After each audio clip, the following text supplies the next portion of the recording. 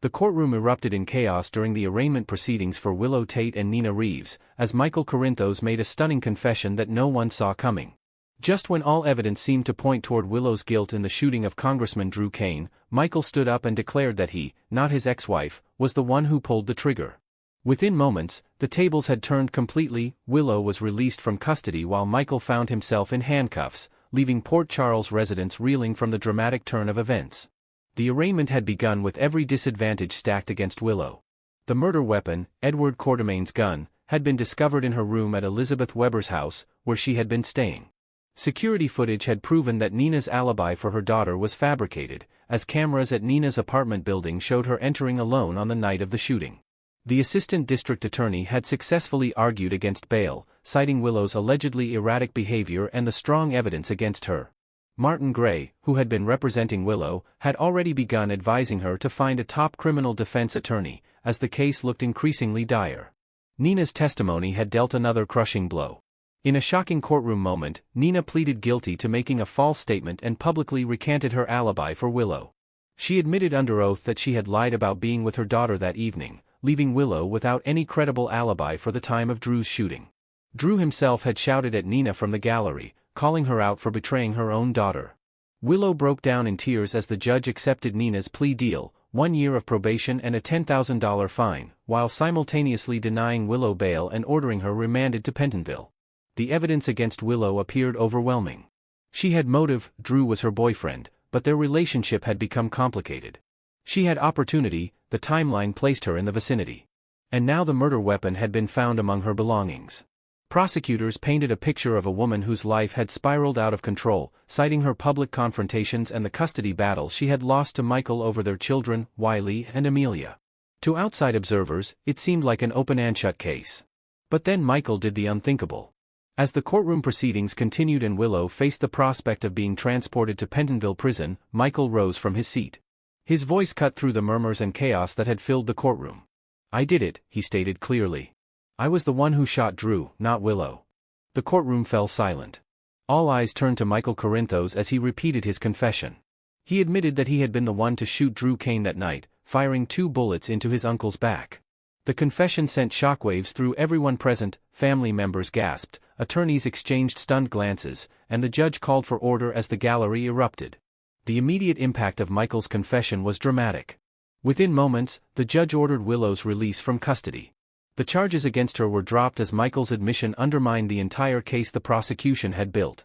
Willow, who had been facing transportation to Pentonville just minutes earlier, was suddenly free to go. Port Charles Police Department detectives immediately moved to arrest Michael instead, reading him his rights as they placed him in handcuffs. Willow's reaction to Michael's confession was complex. She was deeply grateful to be released and to have the opportunity to return to her children. The prospect of being separated from Wiley and Amelia while imprisoned had been her worst nightmare, and Michael's confession had saved her from that fate. However, even as she walked out of the courtroom a free woman, Willow couldn't shake the feeling that something didn't add up. Despite Michael's public admission of guilt, Willow harbored serious doubts about whether he was actually the person who shot Drew. She knew Michael well, perhaps better than anyone else, having been married to him and having raised children together. While their relationship had deteriorated dramatically, and while she knew Michael was capable of ruthless behavior when it came to protecting what he considered his family's interests, Willow believed there was someone else involved in Drew's shooting. Her suspicions were rooted in several factors. First, the timing of everything that had happened suggested a more complex conspiracy than a simple shooting. The gun had been planted in her room at Elizabeth's house shortly after Michael had visited, a visit during which he had been left alone briefly and had the opportunity to hide the weapon. Willow believed Michael had deliberately framed her for the crime, but framing someone and actually committing the crime were two different things. Second, Willow questioned why Michael would confess now if he had gone to such lengths to frame her in the first place. The elaborate setup, visiting her at Elizabeth's house, planting the gun, ensuring he had an alibi with Jacinda Bracken, suggested someone who was trying to avoid suspicion, not someone preparing to confess. His sudden admission of guilt seemed inconsistent with the careful planning that had preceded it. Willow suspected that Michael's confession might be a strategic move to protect someone else, possibly even to protect her, though that seemed contradictory given that he had apparently framed her. Or perhaps there was a third party involved, someone whose identity Michael was shielding for reasons Willow couldn't yet fathom. The complexity of Port Charles's web of relationships and loyalties meant that nothing was ever quite as simple as it appeared on the surface. The fallout from Michael's confession rippled through Port Charles. His brother Dante Falconeri, a detective with the PCPD, had already been investigating the possibility that Michael had framed Willow, if not actually shot Drew himself. Dante had confronted Michael before the arraignment, pushing him to admit whether he had planted the gun at Elizabeth's house. Michael had denied it then, but Dante had seen through the lies, noting that his brother had changed since returning from Germany, becoming harder, colder, more willing to cross moral lines he once wouldn't have approached. Carly Spencer, Michael's mother, faced her own reckoning with her son's actions. Carly had a long history of doing whatever it took to protect her children, even when that meant breaking laws or betraying others. She had been at Elizabeth's house herself and had opportunity to plant the gun, leading some to speculate whether she had been involved in framing Willow to protect Michael. Now, with Michael in custody, Carly would have to decide how far she was willing to go to save her son. Brooke Lynn Quartermaine, who lived in the Quartermaine mansion with Michael, had noticed his cold demeanor when discussing Willow's arrest. He had seemed almost satisfied by the outcome, showing little concern for the mother of his children being sent to prison. When he confessed to Brooke Lynn that he had indeed framed Willow, that he had set up the entire scenario to ensure she would be arrested, Brooke Lynn had been deeply unsettled by this darker version of Michael. His willingness to send Willow to prison, to let his children believe their mother was a would-be murderer, revealed how far he had fallen from the person he once was. Drew Cain's response to Michael's confession was equally significant. Before the confession, Drew had been working with Willow on a plan to blame Michael for the shooting, whether or not Michael was actually guilty. Drew had his own grudges against Michael and had been willing to lie about remembering Michael as his shooter in order to shift blame away from Willow. Now that Michael had actually confessed, Drew's false testimony might not be necessary, but the congressman still had questions about whether Michael was telling the complete truth. The investigation would continue despite Michael's confession. Detective Anna Devane and the rest of the PCPD would need to verify whether Michael's account matched the physical evidence and the timeline of events. Questions remained about whether Michael had acted alone, whether his confession was protecting someone else, or whether there was yet another layer to this conspiracy that hadn't been revealed. For Nina, Michael's confession provided no comfort. She had just betrayed her own daughter in court, recanting her alibi in exchange for a plea deal that would keep her out of prison. The relationship between mother and daughter, already strained by years of conflict and misunderstanding, had reached a new low. Nina's decision to tell the truth about not being with Willow that night, a truth that had seemed to seal Willow's fate, now appeared tragically unnecessary in light of Michael's confession. The custody battle over Wiley and Amelia took on new dimensions with these developments. Michael had won full custody of the children during the court proceedings, arguing that Willow was unfit due to her erratic behavior and poor judgment. He had used every tool at his disposal to keep his children away from their mother, believing he was protecting them. But now, with Michael facing charges for attempted murder, the question of custody would need to be revisited. Willow, newly freed from the specter of imprisonment, might finally have the opportunity to be reunited with her children, though the trauma they had witnessed, seeing their mother arrested during a supervised visit, would require significant healing. The broader Port Charles community watched these events unfold with a mixture of shock and grim recognition. The Corinthos and Quartermaine families had long histories of legal troubles, mob connections, and moral compromises made in the name of family loyalty. Michael's confession fit into a larger pattern of Port Charles residents taking justice into their own hands, protecting their own interests regardless of the law, and making decisions that would haunt them for years to come. As Michael was led away in handcuffs, the question that lingered in everyone's minds was simple: was he truly guilty of shooting Drew, or was this confession yet another layer in an increasingly complex web of deception? Willow walked out of the courthouse convinced that while Michael might be guilty of many things, manipulation, framing her, ruthless custody tactics, he might not be guilty of attempted murder. Someone else had pulled that trigger, and Willow was determined to find out who. The coming days would bring more revelations as investigators dug deeper into the case. Whether Michael's confession would hold up under scrutiny, whether additional evidence would emerge to support or contradict his account, and whether the real shooter would eventually be identified remained to be seen. For now, Port Charles was left to process the stunning courtroom drama that had seen fortunes reverse in an instant: Willow freed, Michael arrested, and the truth about that fateful night still shrouded in mystery. Next, we will learn about the intriguing developments surrounding Valentine Cassadine's surprising encounter at Steinmauer Prison during the week of October 20th to 24th.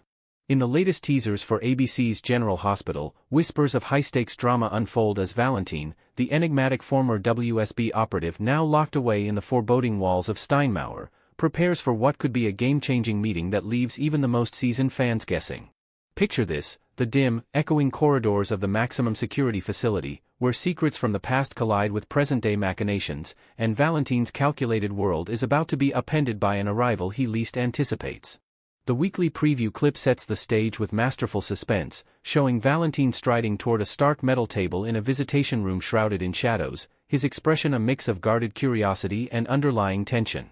As he settles into the hardback chair, the camera lingers on a mysterious female figure seated opposite, her silhouette framed from behind in a way that teases familiarity. Could it be the poised elegance of Anna Devane, his ex-lover and fellow spy, or perhaps the no-nonsense demeanor of District Attorney Justine Turner, entangled in the web of international intrigue?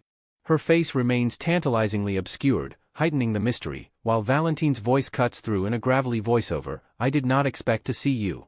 This line alone sends chills, hinting at layers of betrayal, unspoken alliances, or perhaps a confrontation that could unravel long-buried truths about their shared history in the shadowy world of espionage. Delving deeper into the backstory that led to this pivotal moment, recall how Valentine, ever the strategist, leveraged his connections just a week prior during the October 13th, 17 episodes. He struck a clandestine deal with Jack Brennan, the cunning figure pulling strings from the CIA's darker corners, promising insider knowledge on Cesar Faison's elusive final project, a shadowy endeavor involving experimental tech and genetic manipulations that could redefine power in Port Charles and beyond. In exchange, Valentine first secured a heart-wrenching visit with his beloved daughter, Charlotte Cassadine, a tender reunion that humanized the villainous Cassadine heir and reminded viewers of his paternal vulnerabilities amid his criminal empire. But Valentine didn't stop there. He boldly upped the ante, demanding a face-to-face with Anna before divulging any further details on Faison's machinations, which reportedly included bioengineered enhancements and mind-altering serums tied to the late madman's obsession with immortality. This negotiation showcased Valentine's unyielding cunning, turning his imprisonment into a bargaining chip that forced even the most powerful players to bend. Yet, the preview's shock factor raises eyebrows. Why would Valentine appear genuinely startled by Anna's potential arrival, given that he orchestrated the invitation himself?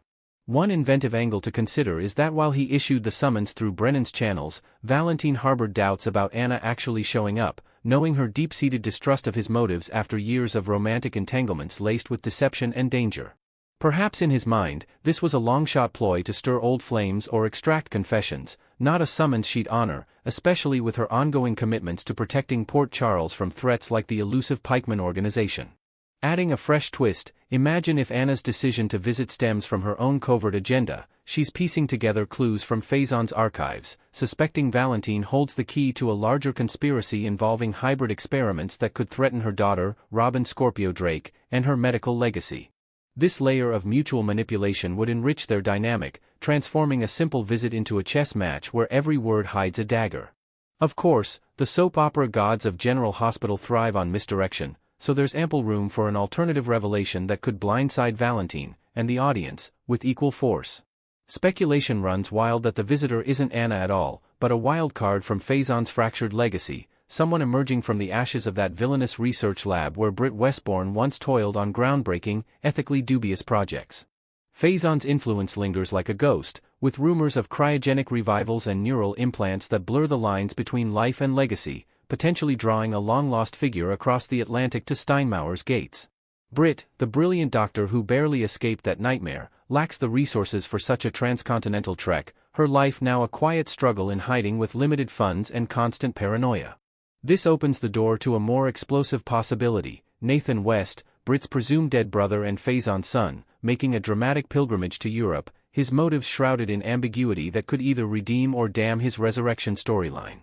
Fans have been buzzing about Nathan's improbable return, a plot twist that injected fresh adrenaline into General Hospital's veins, but not without red flags waving high. Britt's reunion with her sibling was far from the tearful joyride expected. Instead, her wide-eyed shock bordered on fear, her body language screaming unspoken warnings as if Nathan's presence unearthed horrors from their shared past. Even more puzzling, Britt's insistence on shielding young James West from his father feels overly protective, almost desperate. Why bar a child from bonding with a miraculously alive parent unless deeper, darker forces are at play? Nathan's on-screen demeanor hasn't helped quell suspicions. Those fleeting smirks and evasive glances during casual conversations hint at a man carrying burdens too heavy for simple survival, perhaps echoes of the brainwashing techniques Faison mastered in his lab days. Invent a chilling scenario here. What if Nathan's revival involved a memory overwrite, grafting Faison's ruthless psyche onto his own, turning the once heroic cop into a vessel for unfinished vendettas against the Cassidines and Scortios? This fusion would explain the sketchy vibes, positioning Nathan as a sleeper agent primed to silence loose ends like Valentine. Envision the jaw-dropping impact if Nathan materializes at Steinmauer, his familiar face twisted by newfound shadows, confronting Valentine not with brotherly camaraderie but a veiled ultimatum to bury Faison's secrets forever. The dialogue could crackle with tension, Nathan leaning in, voice low and laced with menace, warning that any leak about the project's neural tech, designed to control loyalties and rewrite histories, would endanger Charlotte's fragile new life in boarding school, far from Port Charles's chaos. Such a threat would weaponize Valentine's one soft spot, forcing him to weigh family against freedom, while peeling back Nathan's facade to reveal him as the shadowy overlord hinted at by figures like Jen Sidwell and the enigmatic PCU professor, Henry Hank Dalton. Sidwell's cryptic references to a puppet master overseeing Brit's coerced research suddenly align, painting Nathan as the architect of a syndicate blending Faison's genius with modern cyber threats, aiming to dominate global intelligence networks. Dalton, the unassuming academic drawn into this vortex, might unknowingly hold complementary data on the project's genetic components, making his alliance, or betrayal, a ticking bomb in the narrative. This hypothetical Nathan-Valentine showdown wouldn't just electrify the week, it would ripple outward, questioning every interaction Nathan has had since his return, from awkward family dinners to tense run-ins with old WSB contacts. Viewers might rewind episodes, spotting clues in Nathan's subtle hesitations or overly polished alibis, fueling fan theories about whether he's a victim of experimental conditioning or a willing heir to Faison's throne. Perhaps invent a subplot where Nathan's visit uncovers a hidden alliance. He and Valentine once collaborated on a side project during Faison's reign, a black market serum that enhanced spy abilities but eroded free will, now repurposed to target Port Charles elites like Sonny Corinthos or Carly Spencer. The stakes escalate if Charlotte, eavesdropping via a smuggled device, pieces together the danger, prompting a daring escape plan that pulls in Laura Spencer and her diplomatic pull. Such expansions keep the momentum surging, blending personal vendettas with world-altering conspiracies. Ultimately, ABC General Hospital spoilers tease that Nathan West is an enigma wrapped in redemption's rags, his layers promising twists that could redefine alliances and shatter trusts across the canvas. As this storyline hurtles forward through October's chills, expect revelations that probe the blurred ethics of science and survival, with Valentine's prison chats becoming the epicenter of a storm threatening to engulf everyone from the Q family quarrels to the waterfront's criminal underbelly. Tune in daily to witness how these threads weave into General Hospital's timeless tapestry of love, lies, and lethal ambitions, because in Port Charles, no secret stays buried for long. What do you think, viewers? Is Nathan the hero we hoped for, or the villain we feared? Drop your predictions in the comments below, and subscribe for more exclusive spoilers that keep you ahead of the drama.